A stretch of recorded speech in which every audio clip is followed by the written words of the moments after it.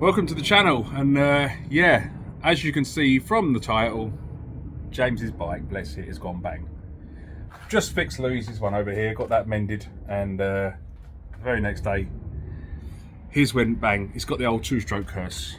Yeah, before we go any further, if you haven't subscribed to the channel, hit that subscribe button and give us a like, because then you'll see much more videos coming up.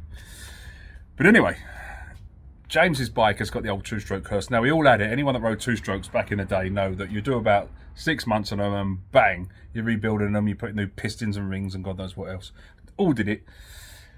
This thing here, we bought this with 23,000 miles on the clock, which is high for a moped. And it's been faultless. There's been nothing wrong with it whatsoever. So all we've done is top the two-stroke up, put petrol in it, and away he goes. But yeah, he's finally given up the ghost. So James, bless him, he's off the road, which is really hurting him at the minute, because yes, it's a moped, but it's still his motorbike, and it means as much to him as my cross tourer means to me, or Louise's 125 means to her. It's a motorbike, and it gets him out on the road. So you know what, he's annoyed. So I am not going to just chuck this thing in the bin and give up on it.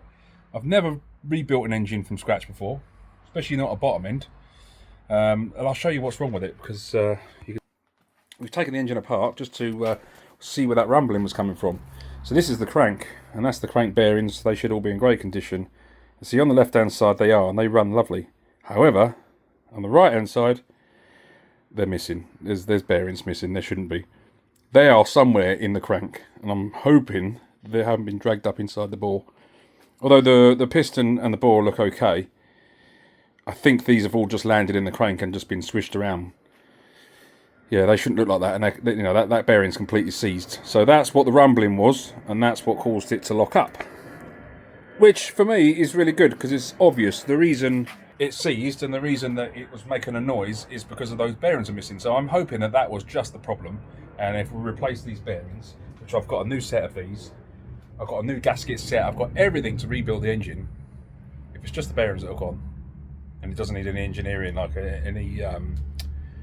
any of the crankcase reskimming or anything like that, if it's just the bearing, I think I can fix it. So I'm going to give it a go, because I do not like giving up on things. I think if it's mechanical and it's repairable, repair it. That's my opinion, and I really enjoy doing that, but never done one before. So if you see James out on the road on the next video, you know I've been a success. I've repaired it. If you see James on the back of mine, you know I've completely ballsed it up and given up. So yeah, we'll see how it goes, but I'm pretty confident I can fix it. And if I can fix it, I'm going to do a little video of how I did it, and it might help someone else repair an engine that's, you know, gone like that. I'll show you the crankcase. So this is the two halves of the engine we took off. I'm just cleaning them up at the minute, because they've got 20 years worth of grease and crud all over them. But yeah, so that's inside the engine case itself, and you can see there's just bits of bearing in there. The actual casing itself looks fine, there's no damage. A piece of bearing hasn't gone through or scratched anything. But you can see on the main, this is the side it went, there are some scores on the inside of this oil chamber there that hopefully won't cause a problem.